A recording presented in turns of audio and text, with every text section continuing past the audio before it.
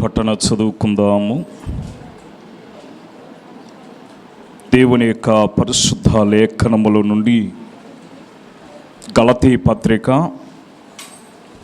4వ అధ్యాయము, గలతీలకు రాసిన పత్రిక 4వ అధ్యాయము 19వ వచనాన్ని చదువుకుందాం.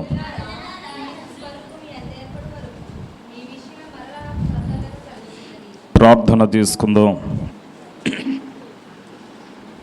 మహోన్నతుడును మహాఘనుడు అయిన మా తండ్రి, ఈ పరిశుద్ధమైన కృపగల నామమును బట్టి వందనములు, స్తోత్రములు. ఏర్పాటు చేయబడిన ఈ సిలువ ధ్యాన దీక్ష కార్యములలో నీ సిలువని మేము తలంచుచూ ఉండగా సిలువ విలువను గ్రహించే శక్తి మా జ్ఞానమునకు అనుగ్రహించమని మా మంచి బోధకుడు అయిన క్రీస్తు ప్రభువును బట్టి బ్రతములాడుకొనొచ్చు ఉన్నాము తండ్రి, ఆమీన్. దేవుని యొక్క మహాకృపను బట్టి ఏర్పాటు చేయబడిన ఈ మండల కాలంలో క్రీస్తు యొక్క సిలువను తలంచుచున్న మనకెల్లరకును క్రీస్తు ప్రభు యొక్క సిలువ విలువ మనకు లభించును గాక, ఆమీన్. చదవబడిన వాక్య లేఖనములలో క్రీస్తు స్వరూపము మీ యందు ఏర్పడే వరకు మీ విషయమై మరలా నాకు ప్రసవ వేదన కలుగుచున్నది అంటున్నాడు. బస్సు యొక్క పౌలు గారు ఈ చక్కని విషయాన్ని మనకు తెలియజేస్తూ ఉన్నాడు. అంటే క్రీస్తు యొక్క రూపము మన యందు ఏర్పడే వరకు ప్రసవ వేదన అనే మాటను మనం చూస్తున్నాం. నేటి దిన నా యొక్క ప్రసంగ అంశం ఏమిటంటే క్రీస్తు రూపము అనగా, క్రీస్తు అనగా దేవుని శక్తి, దేవుని జ్ఞానము అనగా దేవుడే ఉన్నాడని రుజువుపరచబడుచు ఉంది. అందుకని 1 కొరింథీయులకు రాసిన పత్రికలో 1వ అధ్యాయములో 24వ వచనములో ఒక మాట ఉంది. ఆయన యూదులకు ఆటంకముగాను అన్యజనులకు వెర్రితనముగాను ఉన్నాడు. బస్ ఆ దినాల్లోనూ కూడా క్రీస్తు వారికి ఎలాగున్నాడట? ఆటంకముగాను వెర్రితనముగా ఉన్నట్లుగా మనం చూస్తూ ఉన్నాము. ఈనాడు క్రీస్తును ధరించుకున్నటువంటి క్రీస్తు ప్రబోధకులైనటువంటి వారు కూడా లోకానికి వారికి ఎలాగున్నారట? ఆటంకంగాను వెర్రితనముగా కూడా కనబడుచున్నట్లుగా మనం చూస్తున్నాము. అదే ఇక్కడ అంటాడు కదా, యూదులకేమి గ్రీసు దేశస్థులకేమి పిలువబడిన వారికి క్రీస్తు దేవుని శక్తియను దేవుని జ్ఞానమునై ఉన్నాడు అనే మాటను మనం చూస్తూ ఉన్నాము. అదే ఇక్కడ ఒక గొప్ప మాట మనకి కనబడుచున్నది. ఆయన దేవుడు సర్వలోక రక్షణార్థమైన క్రీస్తు ప్రభు భూలోకమునకు వచ్చుటనే మాటను మనం చూస్తున్నాము. అలాగనే రెండో విషయం ఏంటంటే, మన కొరకు దైవ స్వరూపి అయినటువంటి దేవుడు మానవ రూపిగా అవతరించాడట. దేవుని యొక్క స్వరూపిగా ఉన్నటువంటి దేవుడు మానవ రీతిగా అవతరించాడు. ఎందుకు అంటే మానవులను దైవములుగా మార్చట కొరకు అన్నారు. మానవులను దైవములుగా మార్చుట కొరకు అనగా క్రీస్తు మన కొరకు ఆయన తన యొక్క శక్తిని తగ్గించుకున్నట్లుగా మనం చూస్తూ ఉంటాము. కీర్తనల గ్రంథములో 82వ సంకీర్తన 6వ వచనాన్ని మనం గమనిస్తే చూడండి, ఏమంటున్నాడు ఇక్కడ? మనము దైవములట. అందుకని ఈ యొక్క పౌలు గారు మాట్లాడిన మాటలు ఎందుకనగా మానవులను దైవములుగా మార్చుట కొరకు దేవుడే మనల్ని ఏం చేస్తున్నాడట? దైవములుగాను మీరందరూ సర్వోన్నతిని కుమారులుగాను ఉండాలని నేనే సెలవిచ్చుచున్నాను అంటున్నాడు. ఆయన కోరిక ఏమిటి అంటే మానవుడు తనతో సమానమైనటువంటి రూపమును కలిగి ఉండాలని ఆశ. మానవుడు తనతో సమానమైనటువంటి రూపమును కలిగి ఉండాలని ఆశ ఎవరు కలిగి ఉన్నారు? సృష్టికర్త అయినటువంటి దేవుడే కలిగినట్లుగా మనము చూస్తున్నాము. ఆయన రూపములో వారిని సృజించాడట. ఆయన స్వరూపములో మానవుడిని ఏం చేశాడు? నిర్మించుకున్నాడు.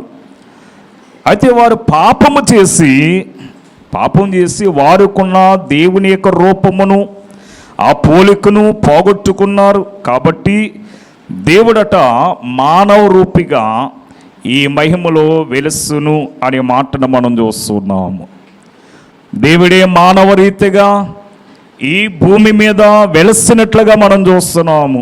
అందుకే ప్రభు యొక్క వివిధ రూపములను మనము అభ్యాసము చేస్తే ఇందు మనకి 7 రూపములు మనకి కనబడుతూ ఉంటాయి. ఎన్ని రూపాలు ఉన్నాయట? 7 రూపములు మనకు కనబడుతున్నాయి. ఏమిటి యొక్క 7 రూపములు అంటే క్రీస్తు యొక్క స్వరూపము మన యందు ఏర్పడే వరకు ఆయనకి ఏం కలుగుతుంది? ప్రసవ వేదన. ఈ ప్రసవ వేదన అంటే మరి స్త్రీలైన వారికి బాగా గుర్తుకు వస్తుంది. ఆ ప్రసవించే సమయంలో ఆ తల్లి పడుచున్నటువంటి ఆ బాధ, ఆ వేదన, ఆ యొక్క శ్రమ ఆ యొక్క తల్లికి మరి గుర్తుకు వస్తుంది అన్నట్టుగా మనం చూస్తున్నాము. అందుకే ఇక్కడ అంటున్నాడు కదా, ఒకటి మానవ రూపం అన్నారు. ఒకటి మానవ రూపము, రెండవది రూపాంతర రూపము, మూడవది మరణ రూపము, నాలుగవది శ్రమల రూపము, ఐదవది పునరుత్థాన రూపము, ఆరోది ఆరోహణ రూపము, ఏడవది పెండ్లి కుమార్తె యొక్క రూపము. ఈ యొక్క కాలక్రమేణాన్ని బట్టి సమయాన్ని బట్టి మనము క్లుప్తంగా ఈ యొక్క క్రీస్తు యొక్క మరి రూపము మన యందు ఏర్పడాలి గనుక ఇందున్నటువంటి వాక్య లేఖనముల నుండి కొన్ని విషయాలు మనము వాక్యమును వివరించుకుందాం. మొదటిది మానవ రూపము. మొదటి తిమోతికి రాసిన పత్రిక 2వ అధ్యాయము 5వ వచనములో అక్కడ అంటున్నాడు, దేవుడొక్కడే దేవునికి నరులకును మధ్యవర్తియు ఒక్కడే, ఆయనే క్రీస్తు యేసును నరుడు. ఈయన ఎవరట? క్రీస్తు యేసుని నరుడు. దేవునికి నరులకు మధ్యవర్తి ఒక్కడి.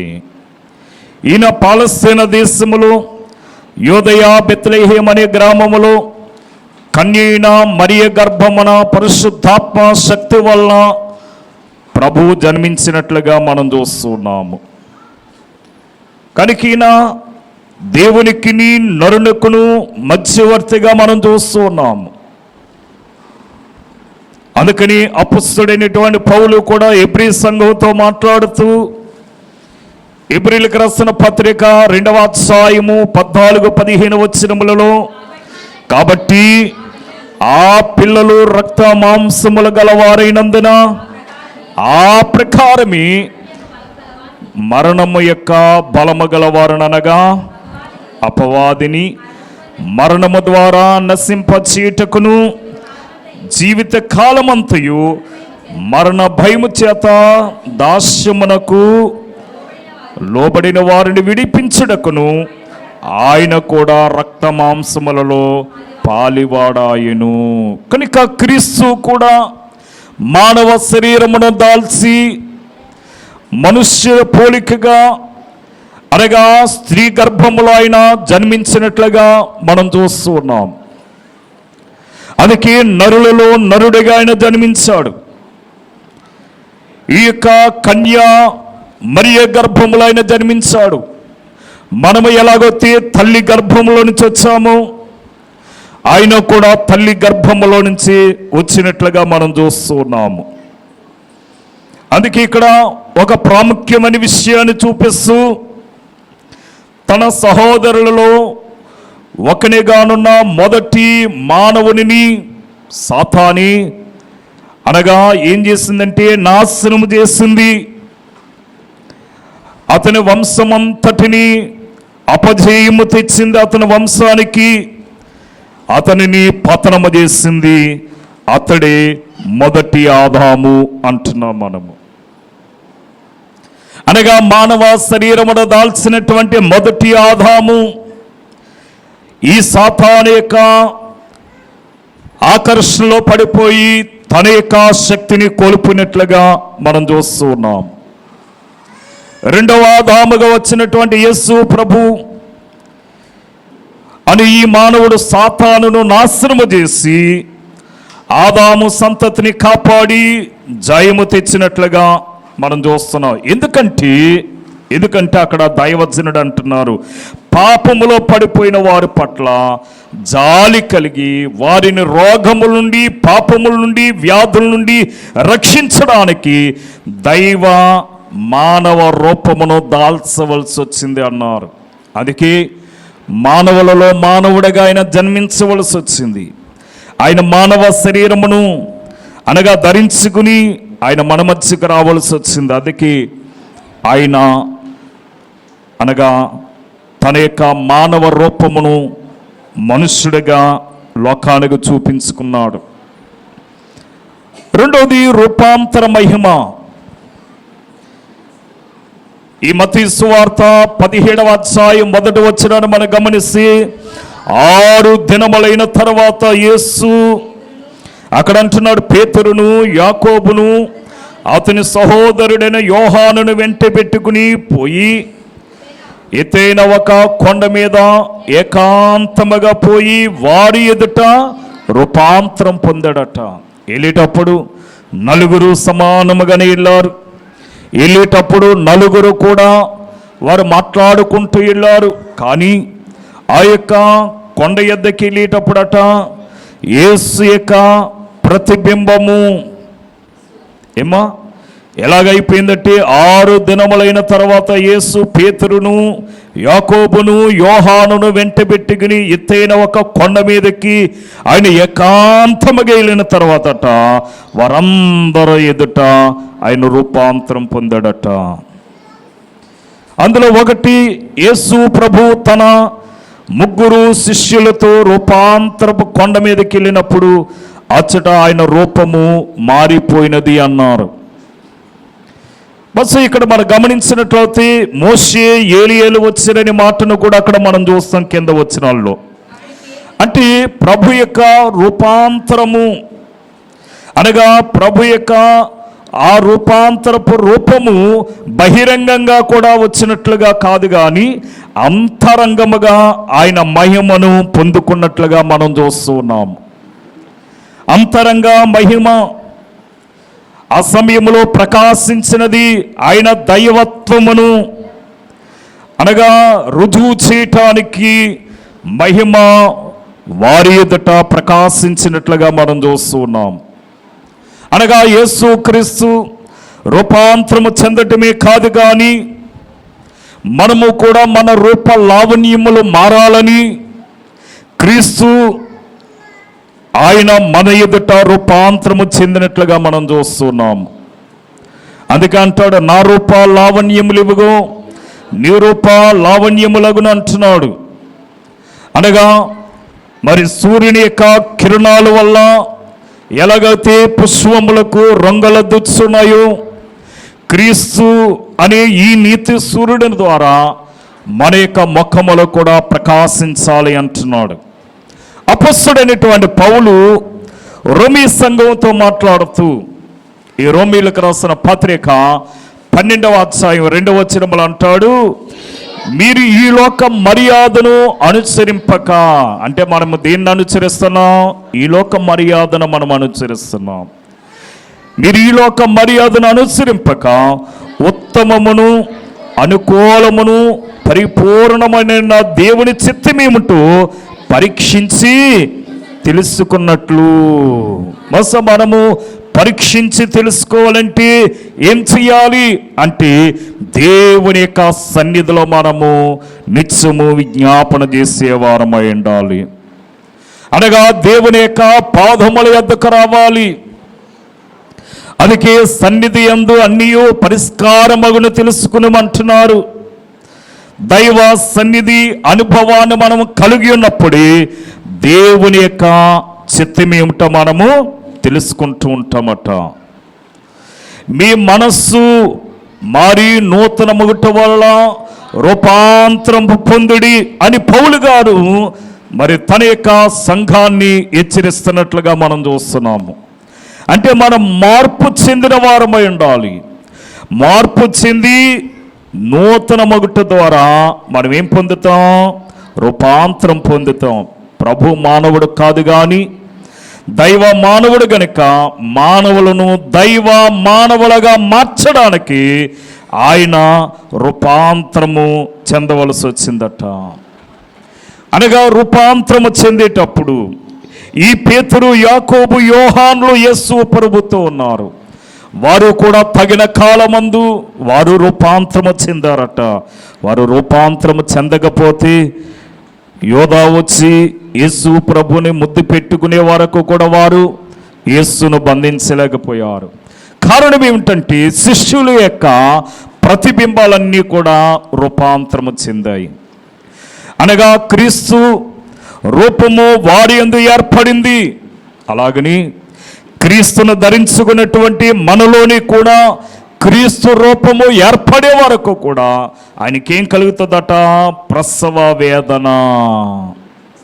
అందుకే అయ్యగారు కీర్తనలో చక్కగా వర్ణించారు. ప్రసవ వేదన ప్రార్థన చేయు వాలిమో తండ్రి, ప్రసవ వేదన ప్రార్థన చేయు వాలిమో తండ్రి, నిసుపైనావి జ్ఞాపన ప్రార్థన నేర్పు ప్రసాదించుము తండ్రి. కనుక ఈ ప్రసవ వేదన ప్రార్థన మనకేం కావాలంటే వాళ్ళు కావాలి, వీళ్ళు కావాలట. ఆ వాళ్ళు లేదనుకోండి మనకి ఆ తీరు మనము మర్చిపోతాం. అందుకే ప్రసవ వేదన ప్రార్థన ఎలాగో చేయాలో ఆ వాళ్ళు మనకి ఎవరివ్వాలి? ప్రభువే మనకు అనుగ్రహించాలట, ప్రభువే మనకి ఇవ్వాలట. అందుకే ఈ రూపాంతర కొండ మీదకి ఎక్కినటువంటి క్రీస్తు రూపమే మారిపోయింది. శిష్యుల యొక్క రూపం మారిపోయింది. ఈవేళ క్రీస్తు బిడ్డలుగా ఉన్నటువంటి మన రూపము కూడా ఏమవ్వాలట? మారిపోవాలట. మన రూపం కూడా మారిపోవాలి. అంటే మనం ఏం చేయాలి? మనము క్రీస్తుని పోలి నడుచుకోవాలి. క్రీస్తుని పోలి మనం నడుచుకుంటే క్రీస్తు రూపం మన యందు ఏర్పడుతుందట. లోకములో ఒక సామెత ఉంటుంది. ఏమిటదంటే 6 నెలలు 6 మాంసాలు సహవాసం చేస్తే వారే వీరైపోతారట, వీరు వారైపోతారట. అంటే 6 నెలలు సహవాసం చేస్తేనే వారి వలె తయారైపోతున్నారు. మరి వేళ మనము క్రీస్తును ధరించుకుని ఎంతకాలం మనకు సహవాసం ఏర్పడింది? క్రీస్తు యొక్క రూపము మనలో ప్రతిష్ఠింపబడాలి. మూడవది మరణ రూపము. మరణ రూపము మూడవది మత్తయి సువార్త 26వ అధ్యాయము 38వ వచనాన్ని మనం గమనిస్తే అప్పుడు యేసు అంటున్నాడు, మరణమగునంతగా నా ప్రాణము బహుదుఃఖములో ములుగి ఉన్నది. ఏమవిందట? మరణమగునంతగా నా ప్రాణము బహుదుఃఖములో ములిగి ఉన్నది. మీరు ఇక్కడ నిలిచి నాతో కూడా మెలకుగా నుండుడి అని యేసు గెత్సేమనే తోటలోనికి అనగా మహావేదనతో ప్రార్థించడానికి ఆయన ప్రవేశించాడు. శిష్యులైన వారిని వెంటబెట్టుకుని వెళ్ళాడు. ఆయనతో తనకున్నటువంటి సహవాసాన్ని బట్టి వారితో చెప్పాడు, ఇదిగో మరణమగునంతగా నా ప్రాణము బహు దుఃఖములో మునిగి ఉన్నది అన్నాడు. ఎవరితో అన్నాడు? తాను అతి మిక్కిలగా ప్రేమిస్తున్నటువంటి ఈ పేతురు, యాకోబు, యోహానులతో చెప్పాడు, మీరు ఇక్కడే ఉండి ప్రార్థన చేయడన్నాడు. ఆయన లోపలికి వెళ్ళి ఆయన మహారోదనతో ప్రార్థన చేస్తున్నాడట. ఆయన ప్రార్థన చేసేటప్పుడు ఆయన చెమట నేలపై పడుచున్న రక్త బిందువు వలె అయిందట. ఆయన చెమట రక్తము వలె కారుచున్నది. రక్తములోనే ఏముంది? ప్రాణముంది. రక్తములో ఏముంది? ప్రాణముంది. రక్తము పోగా మరణమే తప్ప ఇంకేమీ ఉండదు. ఏమని ఉంటారా? ఏముండదు. రక్తం పోతే మనుష్యుడు జీవించలేడు. కనుక రక్తములోనే ప్రాణముంది.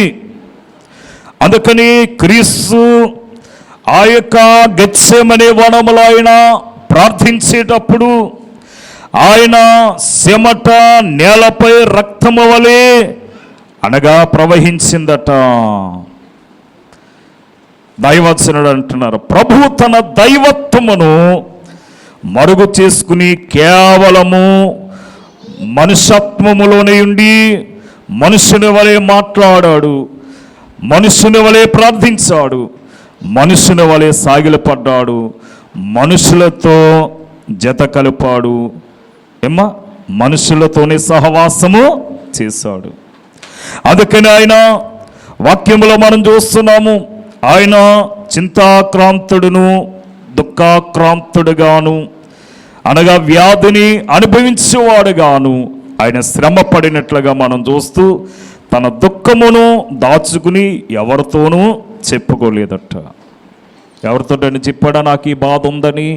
ఎవరితోనూ కూడా చెప్పలేదట. ఎందుకంటే ఆయన నిత్యము ఆయన పాపముతోనూ సాతానుతో నిత్యము పోరాటము చేస్తూ ఉన్నాడు. నిత్యము పోరాటం చేస్తూ ఉన్నాడు. అందుకని హెబ్రీయులకు రాసిన పత్రిక 12వ అధ్యాయం 4వ వచనములో మీరు పాపముతో పోరాటములు రక్తము కారునంతగా ఇంకా దానిని ఎదిరింపలేదు అంటున్నాడు. మనం ఇంకా ఎదిరించలేదట. అంటే మన శక్తి సరిపోవటం లేదు. అందుకని మన కొరకు క్రీస్తు నిత్యము పోరాటము చేస్తూనే ఉన్నాడట. మీరు పాపముతో పోరాడటములో రక్తము కారునంతగా ఇంకా దానిని ఎదిరించలేదు. మరి ఎప్పుడు ఎదిరిస్తాం? ఎప్పుడైతే మనలో శక్తితో అనగా మనం నింపబడతామో, ఏ శక్తి? ప్రార్థనా శక్తి. ఎప్పుడైతే మనం ప్రార్థనా శక్తితో నింపబడతామో అప్పుడే మనం దాన్ని ఎదిరించేవారమవుతాము. రక్తము కారునంతగా మనం పాపముతో పోరాడాలంటే మనం ప్రార్థనలో పట్టు కలిగి ఉండాలి అన్నారు. ఎంతమంది ప్రార్థన ప్రారంభించే కానించి ముగించే వరకు మోకాళ్ళ మీద ఉంటున్నారు? ఏమ్మా, ఎంతమంది ఉంటున్నారు? నీవు ప్రక్కనున్న వాళ్ళు చూడకపోవచ్చు, లేక యాజకులైన వారు చూడకపోవచ్చు, కానీ పైనున్న దేవుడు చూస్తూ ఉంటాడు. ఈనాడు మానవుని యొక్క జ్ఞానమును బట్టి లోకములు అనగా ఎవరు ఎక్కడున్నా సరే దానిని చూసుకోవటానికి మానవుడికి దేవుడిచ్చినటువంటి జ్ఞానాన్ని బట్టి భూలోకములో సీసీ కెమెరాలని ఏర్పాటు చేశారు. అంటే మనము మోకాళ్ళ మీద ఉన్నామో లేదో అనేది మనకి ఏది చూపిస్తుంది? సీసీ కెమెరా చూపిస్తుంది. కానీ మనము ఉన్నామో లేదో అన్నది ఒకవేళ అది పని చేయకపోయినా దేవుని యొక్క నేత్రములలో నుండి మనము తప్పించుకోలేము. బహుశా మనము ఎంతమంది పట్టుదల కలిగి ప్రార్థన చేస్తున్నాం.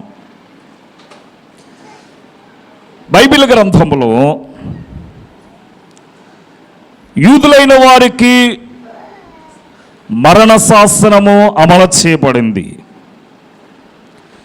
యూదులైన వారికి మరణ శాసనం అమలు చేయబడేటప్పుడు ఈ ఎస్తేరు, యూదులైనటువంటి మొర్దెకాయి, వీళ్ళందరూ కూడా, యూదులైనటువంటి వారందరూ కూడా ఉపవాస దినమును ప్రతిష్ఠించి వారు తాము సేవించుచున్న దేవునికి వారు విజ్ఞాపనలు చేయగా, పట్టుదలతో ప్రార్థన చేయగా, దేవుడు ఆ తాకీదులను తారుమారు చేసి దేవుడు వారినందరినీ కూడా రక్షించుకున్నాడు. ఈవేళ మనము మరి బైబిల్ గ్రంథంలో మనం చూస్తున్నాము. అక్కడ అంటాడు, ఇదిగో నీవు కత్తి పట్టన అవసరం లేదు, నీవెవరితో నీ పోరాడవలసిన అవసరత లేదు, నువ్వు యుద్ధానికి వెళ్ళవలసిన పని అంతకంటే లేదు. మరి ఏం చేయాలి? నువ్వు నిలబడు, సరిపోద్ది. ఇంటినే వారు నిలబడగా దేవుడే వారితో యుద్ధం చేస్తాడు, వారందరూ కూడా పారిపోయారు. ఈవేళ మన శత్రువుతో పోరాటం చేయాలంటే, ఈవేళ మరణ భయముతో ఉన్న నీవు ఏం కలిగి ఉండాలంటే ప్రార్థనా పట్టు కలిగి ఉండాలి. ఈ ప్రార్థనా పట్టు కలిగి ఉన్నటువంటి నీవు దేన్నైనా జయించగలవు. ఎందుకంటే నీ కొరకు రక్తము కార్చి తన రక్తము ద్వారా, అనగా నీ రూప లావణ్యములను మార్చి తన రూపములోనికి మలుసుకున్నటువంటి క్రీస్తు నీ కొరకైనా ఏం చేశాడట? మరణమును జయించాడు. నాలుగవది శ్రమల రూపము.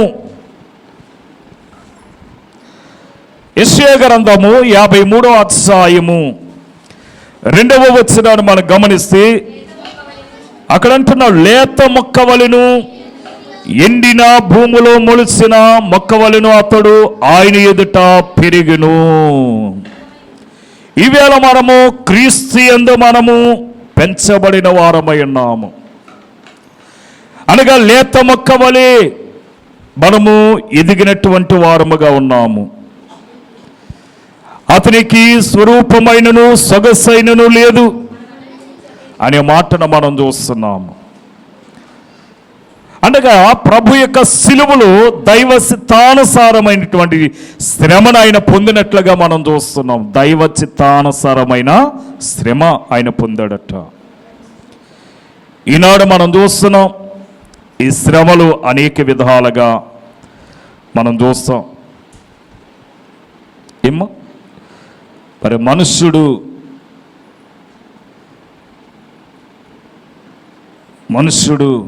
దేవుని ప్రేమించడం లేదు, కానీ దేవుడు మనుషుని ప్రేమిస్తున్నాడు.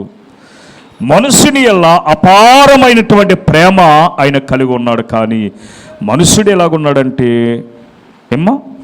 ఈ పాము కట్ట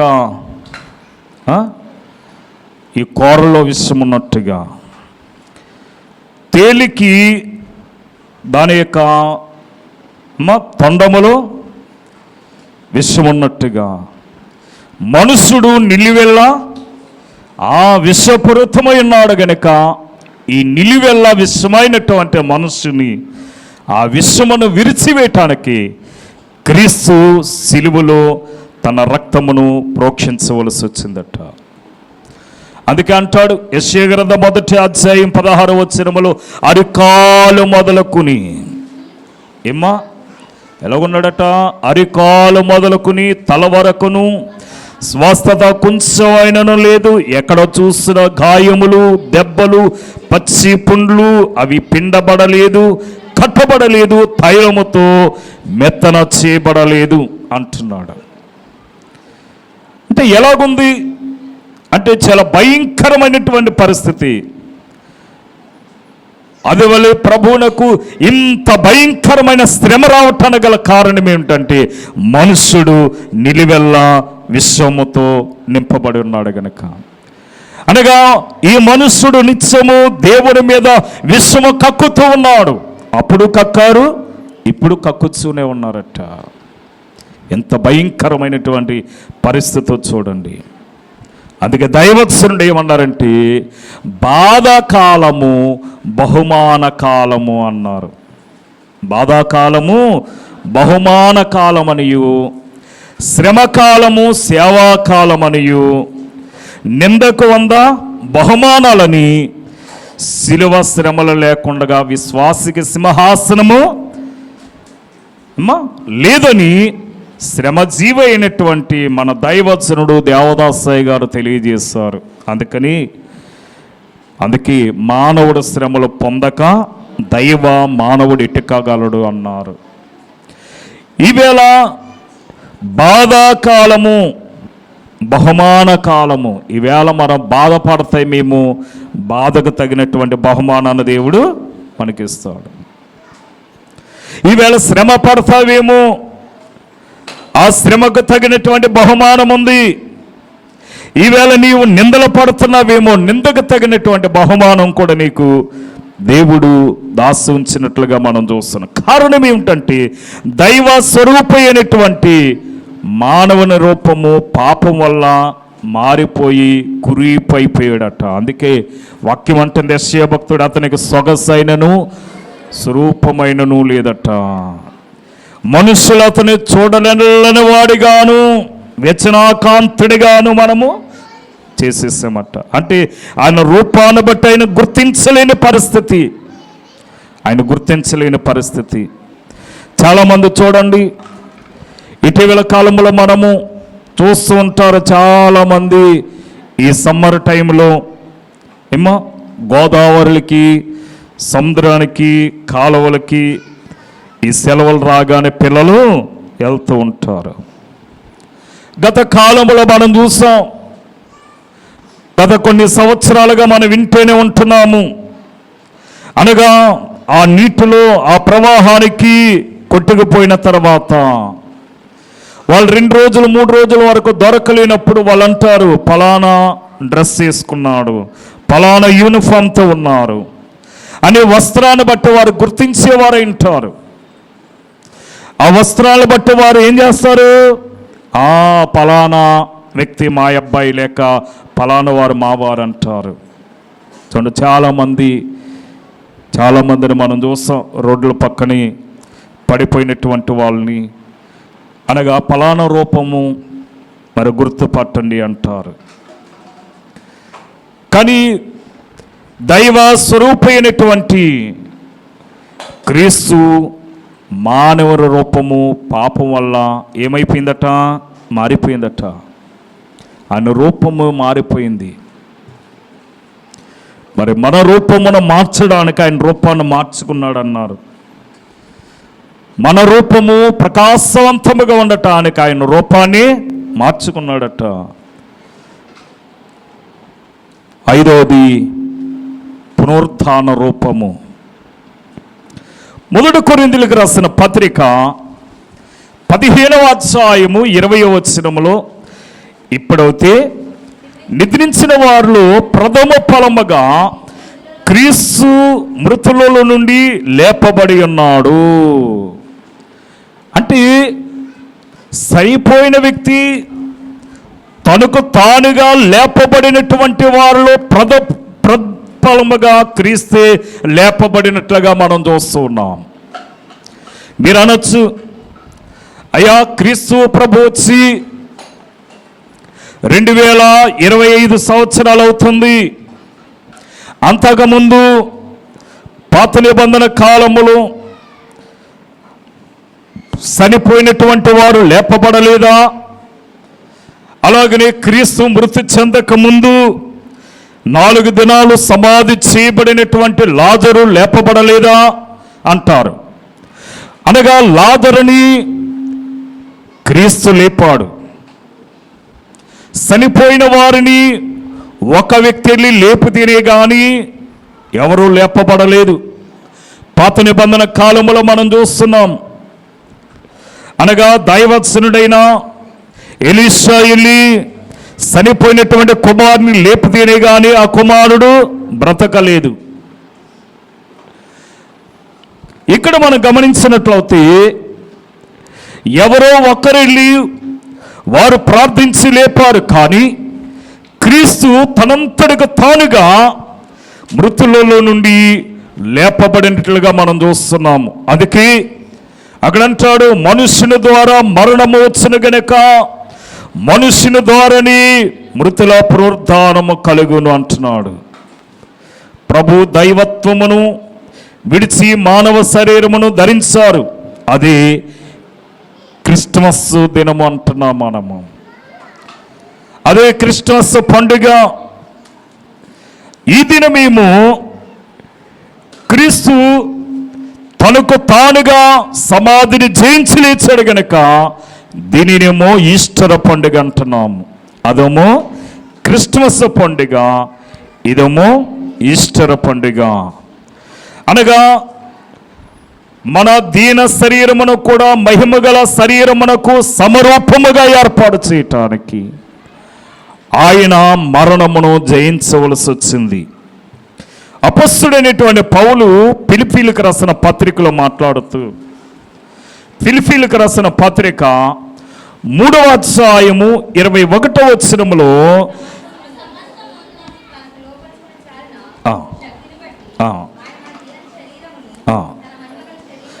చూడండి, దీన శరీరమును తన మహిమగల శరీరమునకు సమరూపముగా మార్చెను. ఎలా మార్చేశాడట? సమరూపముగా మార్చి క్షయమైన ఈ శరీరమును అక్షయతగా మార్చుట కొరకు ప్రభు పునరుత్థానుడయ్యాడట. అంటే పాప కోపములో ఉన్న మానవుని తన రూపములోనికి మార్చుకున్నాడు.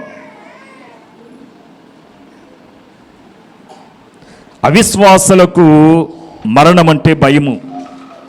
అవిశ్వాసులకు మరణం అంటే భయము, విశ్వాసులకు మరణమనగా జీవము. ప్రభు అనేక నేరముల నుండి, మరణము నుండి, సమాధి నుండి, కావలి వారి నుండి, బండ నుండి ఆయన ఏం చేయబడ్డాడు? పునరుత్థానుడి లేపబడ్డాడు. ఎన్నింటిని జయించాడు? అటు శత్రువులను జయించాడు, అలాగని ఆయన మీద మోపబడిన నేరముల నుండి జయించాడు. అనేకమైన నేరములు, హేళనతో కూడిన మాటలు, ఇదిగో దేవాలయమును పడగొట్టి 3 దినాల్లో కట్టేస్తానన్నాడు. అనేకమైన నేరాలు ఆయన మీద మోపారు. నేనే దేవుని కుమారుని అంటున్నాడు, యూదులకు రాజు నేనే అంటున్నాడు. అనేకమైన నేరాలు ఆయన మీద మోపునట్లుగా మనం చూస్తున్నాం. వీటన్నిటి నుండి ప్రభు ఏం చేశాడట? మనలను లేపడానికి ఆయన మరణపు ముళ్ళును విరిచివేసి పునరుత్థానుడైన తిరిగి లేచాడు. ఇదే క్రైస్తవ నిరీక్షణ అన్నారు. అనగా క్రైస్తవుడు ప్రతి ఒక్కడు కూడా దీన్ని నమ్మాలి, లేకపోతే పునరుత్థానము లేదు మనకి. క్రీస్తు యొక్క పునరుత్థానాన్ని మనకు కలిగి ఉండాలంటే మనకు ఒక నిరీక్షణ ఉంది. అందుకే ఆ నిరీక్షణ కీర్తన మనం పాడుకుంటాం. తెలుగు క్రైస్తవ కీర్తన 100వ పాట దైవచనుడు నిరీక్షణ కీర్తనగా పెట్టారు. ఏమని పాడుకుంటున్నాము? అచాట రాత్రియు హానియు నుండాదు, ఇచాట ధనమో ఎటు హృదయంబు నుండును. కనుక ఇక్కడ మనం గమనించినట్లయితే అక్కడ రాత్రి అనేది ఉండదు, అంత పగలి. అటువంటి నిత్య రాజ్యములోనికి మనలను ప్రవేశపెట్టడానికి, ఇక చీకటి అనేది లేకుండా చేయటానికి ఆయన చీకటి శక్తులతో పోరాడవలసి వచ్చిందట. ఆరోది ఆరోహణ రూపము. ఆరోది ఆరోహణ రూపం. అపొస్తలుల కార్యములు 1వ అధ్యాయం 9వ వచనములో ఈ మాటలు చెప్పి వారు చూచుచుండగా ఆయన ఆరోహణుడాయెను. అప్పుడు వారు కనులకు కనబడకుండా ఒక మేఘము ఆయనను కొనిపోయెను. అందరూ చూస్తూ ఉండగా, ఏమ్మా శిష్యులైన వారు చూసారా? ఎవరు చూస్తారు మరి? ఏమ్మా ఆ గలిలయ మనుషులందరూ చూస్తున్నారట. అందరూ చూస్తూ ఉండగా యేసు వారితో మాట్లాడుతూ వారందరి మధ్యలో నుండి యేసు ప్రభు అలాగ వారి మధ్య నుండి పైకి ఎగిరిపోయాడట. వాళ్ళందరూ చూస్తూనే ఉన్నారు. అందుకే అక్కడ అంటున్నాడు, గలిలయ మనుషులారా, ఎందుకు మీరు ఆకాశము తట్టు చూస్తున్నారు? మీ ఎదుటి నుండి ఏ రీతిగా ఆయన ఆరోహణమవ్వాడు అదే రీతిగా మరలా తిరిగి వచ్చిననే మాటను మనం చూస్తున్నాము. అనగా ఈ యొక్క ప్రభు భూలోకంలో నేల మీద నడిచాడు, ఆయన సముద్రం మీద నడిచాడు. ఆయన ఆరోహణ సమయంలో గాలిలో కూడా నడుచుకుంటూ వెళ్ళిపోయాడు. చూడండి, బాగా గమనించండి. ఆయన నేల మీద నడిచాడు, 33.5 సంవత్సరాలు జీవించాడు. ఆయన సముద్రం మీద నడిచాడు. శిష్యులైన వారు భూతమని భయపడ్డారు. ఆయన గాలిలో నడిచాడు, అలాగ నడుచుకుంటూ వెళ్ళిపోయాడట ఆయన. అందుకే అయ్యగారు కట్టిన కీర్తనలో ఏలియా యెహెజ్కేలు పిలుపు ఎగిరి ప్రయాణము చేసినట్లుగా గాలిలో ఆత్మ గ్రక్కున కొనిపోవును. అనగా మనము కూడా ఈ ఏలియా యెహెజ్కేలు పిలుపు వలె ఈ సంఘం ఏం చేయాలంటే ఆయన వచ్చేటప్పుడు ఆకర్షింపబడటానికి శక్తివంతులమై ఉండాలి. అందుకే మనం చదువుకుంటాం. 1 తెస్సలోనికి రాసిన పత్రిక 4వ అధ్యాయము 17వ వచనములో, ఆ మీదట సజీవులమై నిలిచి ఉండే మనము వారితో కూడా ఏకముగా ప్రభుని ఎదుర్కొనుటకు ఆకాశ మండలమునకు మేఘముల మీద కొనిపోబడదము. ఏం చేయబడతావట? మనము మేఘముల మీద కొనిపోబడదమని అపొస్తలుడైన పౌలు గారు మనకి తెలియజేస్తున్నారు. అంటే కొరింథీయులకు రాసిన పత్రికలోనే కూడా ఉంటుంది. ఆర్భాటముతోనూ ప్రధాన దూత శబ్దంతోనూ దేవుని బోరతో పరలోకము నుండి ప్రభు దిగి వచ్చేటప్పుడట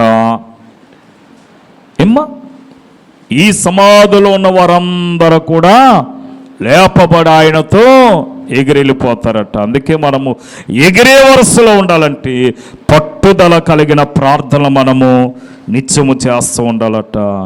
ప్రార్థన లేదు కనుకని మన కొరకు ఆయనకి ప్రసవ వేదన కలుగుతున్నది. గలతీయులకు రాసిన పత్రికలు అంటాడు 2వ అధ్యాయం 20లో, నేను క్రీస్తుతో కూడా సిలువ వేయబడి ఉన్నాను, ఇక్కడ జీవించేవాడు నేను కాను, క్రీస్తే నాయందు జీవించుచున్నాడని తెలియజేస్తున్నాడట. క్రీస్తే నాయందు జీవించుచున్నాడు కనుక మన యందు క్రీస్తు జీవించాలి అంటే మనలో క్రీస్తును చూపించాలి లోకానికి. మనకు మనం చూపించుకోవటం కాదు. మనకు మనం చూపించుకుంటాం, కానీ నీకు నువ్వు చూపించుకుంటే నువ్వు పడిపోతావు. నువ్వు క్రీస్తును చూపిస్తే నువ్వు నిత్యము నిలిచి ఉంటావు. అందుకే క్రీస్తు మన యొక్క జయశాలి, క్రీస్తు మన యొక్క విజయశాలి క్రీస్తు. అందుకే క్రీస్తును ముందెట్టాలి, మన వెనక ఉండాలి. 7వది పెండ్లి కుమార్తె రూపము. పెండ్లి కుమార్తె రూపము మత్తయి సువార్త 25వ అధ్యాయము 6వ వచనములో, అర్ధరాత్రి వేళ ఇదిగో పెండ్లి కుమారుడు అతనిని ఎదుర్కొన్న రెండని కేక వినబడును. ఆరోహణమైన ప్రభువే త్వరలో పెండ్లి కుమారుడిగా రానయ్యున్నాడు. తన స్వరక్తం ఇచ్చి సంపాదించుకున్నటువంటి ఈ వధువు సంఘమును అతి త్వరలో తీసుకుని వెళ్ళనయ్యున్నాడనే విషయాన్ని మనం చూస్తూ ఉన్నాం. అందుకే మరి పేతురు రాసిన 2వ పత్రిక 3వ అధ్యాయం 10వ వచనంలో ఒక మాట తెలియజేస్తాడు. ఏమ్మా చూడండి, ప్రభు దినము దొంగ వచ్చినట్టు వచ్చును. ఆ దినమున ఆకాశం ఏం చేస్తుందట? దొంగ వస్తే ధ్వని వస్తుందా? ఏమ్మా కానీ ఇక్కడేమనుంది? ఆకాశము మహాధ్వనితో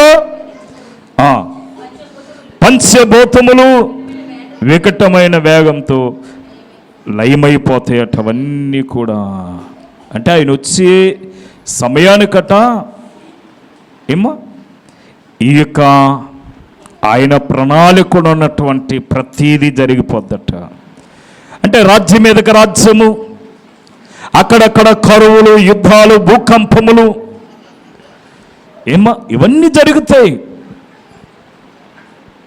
ఇదిగో మిమ్మల్ని శ్రమల పాలు చేస్తారు, సమాజ మందిరంలో మిమ్మల్ని నిలబెడతారు, అధికారులు ఎద్దకు తీసుకెళ్తారు. ఇవన్నీ చూస్తలేదా మనం? ఇవన్నీ జరుగుతలేదా? కనుక ఇదిగో నా నిమిత్తం మిమ్మల్ని శ్రమల పాలు చేస్తారన్నారు. అనగా దేవుని యొక్క సువార్త కొరకు అనేకులు మిమ్మల్ని హింసిస్తారు, నిందిస్తారు, ఆఖరికి ప్రాణాలు కూడా తీస్తారు. ఇవన్నిటికి తట్టుకుంటేనే మనము క్రీస్తునందు నిలిచిన వారమై ఉంటాము. అందుకని క్రైస్తవ్యం అంటే ఏమో శ్రమ జీవితము. మన క్రైస్తవుడిగా మలసబడేటప్పుడే క్రీస్తు రూపం మనలోనికి వస్తుంది. అందుకని క్రీస్తు రూపం మన యందు ఏర్పడే వరకు ఆయనకి ఏముందట? ప్రసవ వేదన. అటువంటి ప్రసవ వేదన మన యందు ప్రతిష్ఠింపబడి మనము క్రీస్తుల వలె జీవించే గొప్ప ధన్యత ప్రభు మనకు అనుగ్రహించును గాక. ఆమీన్. మహోన్నతుడును సర్వోన్నతుడైన మా తండ్రి, చదివిన వాక్యమును ప్రభా మా వినికిడిలో, ప్రభా మా అందరి జీవితములో మరొకసారి నెవరు వేసుకుని నేను స్తుతించే గొప్ప ధన్యత మాకు అనుగ్రహించమని యేసు నామములో వేడుకొనుచున్నాము తండ్రి. ఆమేన్. మరణాత.